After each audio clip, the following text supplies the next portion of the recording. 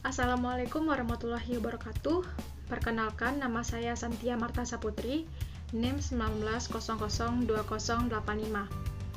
Pada kesempatan kali ini, saya ingin mempresentasikan hasil analisis saya, yaitu tentang materi perkembangan public relation di dunia dan di Indonesia.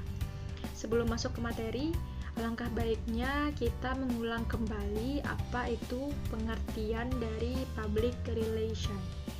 Public relation merupakan sebuah usaha yang sengaja dilakukan yang secara berkesinambungan agar perusahaan, lembaga, atau organisasi itu dapat berhubungan baik dengan publiknya.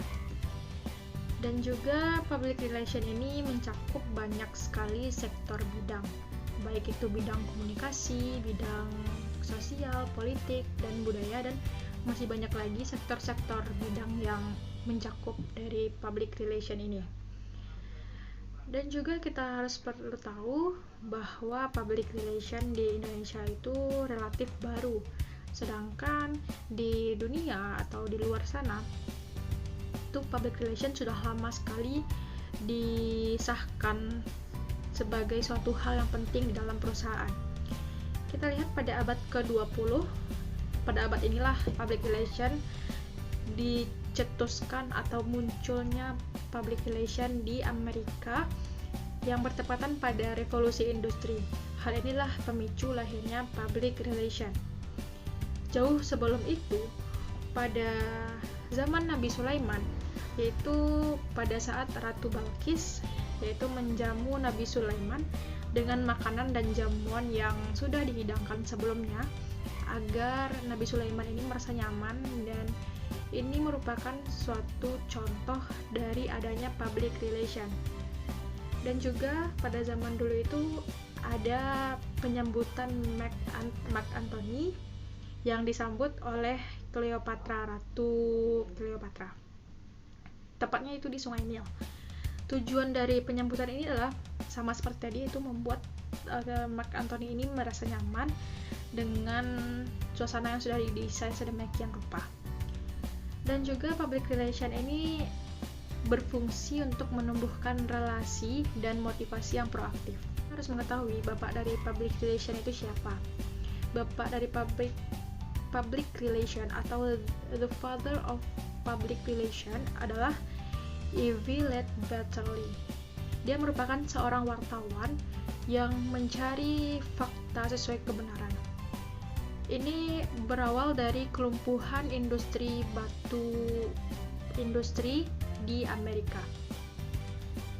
Dan ada pun gambaran perkembangan public relation di dunia yang pertama itu pada tahun 1865, yaitu public itu tidak ada kepentingan sama sekali pada tahun itu, pada tahun 1865.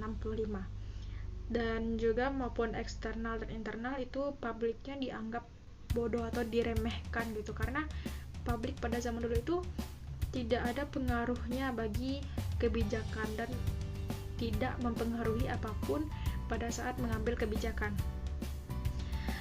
Berlangsung pada abad ke-19, yaitu tahun 1900, terjadi perkembangan bahwa public relation ini sangat dibutuhkan sekali dalam lembaga atau organisasi. Nah, pada tahun 1918 ini public relation mulai dilayani pada saat revolusi industri. Dan selanjutnya tahun 1945 diberikan pendidikan, dan ini mulai dihargai dan diberikan tempat untuk mengatakan bahwa publik ini sangat penting perannya bagi perusahaan atau lembaga. Dan juga ini merupakan cikal bakal adanya public relation. Selanjutnya pada tahun 1925, tepatnya di New York, Amerika Serikat, public relation ini mulai muncul sebagai pendidikan resmi dan sudah menjadi perguruan tinggi di sana. Dan lanjut ke tahun 1928, public relation sudah masuk ke perguruan tinggi minimal sudah menjadi fakultas, dan manajemen humas ini sudah menjadi mata kuliah wajib pada setiap jurusan. Selanjutnya pada tahun 1945 sampai 1968, publik mulai paham akan hal ini, akan public relation ini sangat penting, sehingga dapat menjadi potensi yang sangat besar dimanapun mereka berada. Public relation juga menjadi dasar dari pengembangan suatu lembaga. Dan juga di Belanda pada tahun 1968, public relation ini sudah menjadi kehebatan bagi Belanda karena di Belanda itu mencakup semua sektor yang ada itu sudah memakai public relation, sudah memakai teori dari public relation.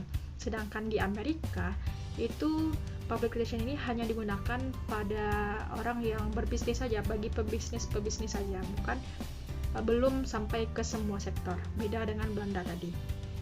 Dan juga pada tahun 1968 sampai 1979, publik mulai dikembangkan di berbagai bidang terkait public relation. Ini sudah mengetahui seberapa pentingnya public relation.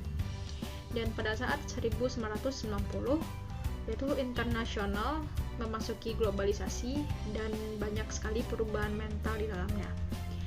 Dari 1990 sampai sekarang, yaitu banyaknya terjadi perubahan mental, kualitas, dan pola pikir secara nasional dan internasional. Hal ini juga membangun kerjasama secara global. Dan materi selanjutnya ada perkembangan public relation di Indonesia. Public relation di Indonesia itu dicetuskan pada tahun 1944 pada saat Alwi Dahlan itu merumuskan ini pada saat konferensi Humas tahun 1944. Sejarah Humas pada saat 18 Agustus 1945, yaitu pada saat menunda sidang PPKI melalui pers, yaitu merupakan suatu dari keilmuan public relation di Indonesia yang sudah memahami penting adanya public relation, sehingga proses negosiasi yang ditunda itu berjalan dengan lancar dan aman.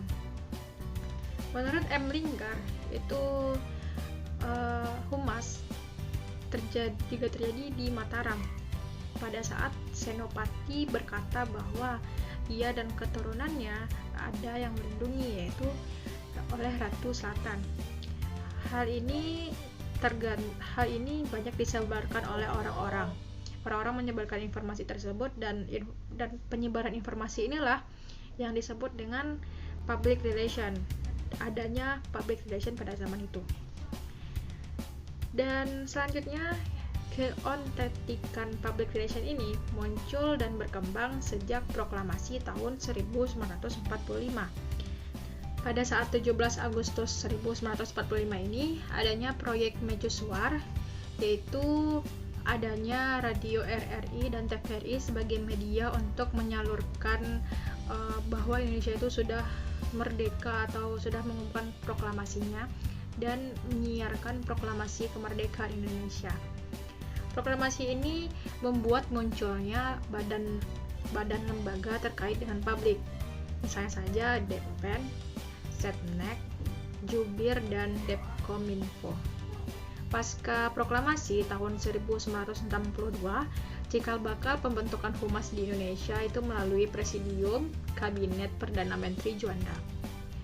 Dan selanjutnya pada tahun 1967 sampai 1979 itu public relation sudah berkembang dan adanya satu wadah berupa Badan Koordinasi Kehumasan Pemerintah.